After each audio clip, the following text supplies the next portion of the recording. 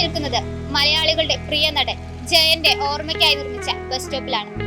ഇത് മറ്റെവിടെയുമല്ല, തൃശൂർ ജില്ലയിലെ മണ്ണുത്തി ബൈപ്പാസ് റോഡിന് സമീപമാണ്. ജയൻ സിനിമയിൽ അരങ്ങേറ്റം കുറിച്ചതിന്റെ 50 വർഷം തികയുന്നതിന്റെ ഭാഗമായാണ് ഈ ബസ് സ്റ്റോപ്പ് ഇവിടെ നിർമ്മിക്കുന്നത്.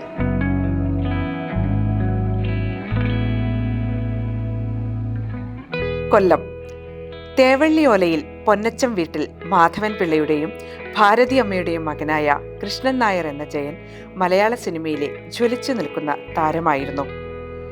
സിനിമയിൽ എത്തും മുമ്പ് നേവി ഉദ്യോഗസ്ഥനായിരുന്ന ജയൻ പിന്നീട് എറണാകുളത്ത് ബിസിനസ് സംബന്ധമായി താമസമാക്കി.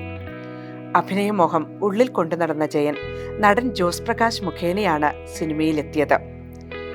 1974 ജേസിയുടെ ശാപമോക്ഷമാണ് ജയന്റെ ആദ്യ ചിത്രം. തുടർന്ന് ചെറുതും വലുതുമായ നിരവധി ചിത്രങ്ങളിൽ അദ്ദേഹം അഭിനയിച്ചു. ഹരിഹരന്റെ സംവിധാനത്തിൽ വന്ന പഞ്ചമിയിലെ വേഷം പ്രേക്ഷക ശ്രദ്ധ നേടി. തുടർന്ന് ശരപഞ്ചരത്തിലെ ആന്റി ഹീറോ വേഷത്തോടെ മലയാളത്തിലെ നമ്പർ 1 താരമായി ജയൻ ഉയർന്നു.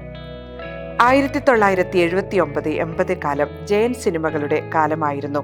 1980 നവംബർ 16 കോളിളക്കം സിനിമയുടെ ക്ലൈമാക്സിലെ ഹെലികോപ്റ്റർ രംഗത്തിലെ അപകടത്തിൽ ജയനെ ആരാധകർക്ക് നഷ്ടമായി. ഈ ഇതിഹാസ നായകന്റെ നഷ്ടം മലയാള സിനിമയിൽ നികത്താനാവാത്തതാണ്. ഇന്ന് അദ്ദേഹം ജീവിച്ചിരുന്നെങ്കിൽ ഇന്ത്യൻ ചലച്ചിത്ര രംഗത്തെ സൂപ്പർ സ്റ്റാറുകളിൽ ഒരാളാവുമായിരുന്നു.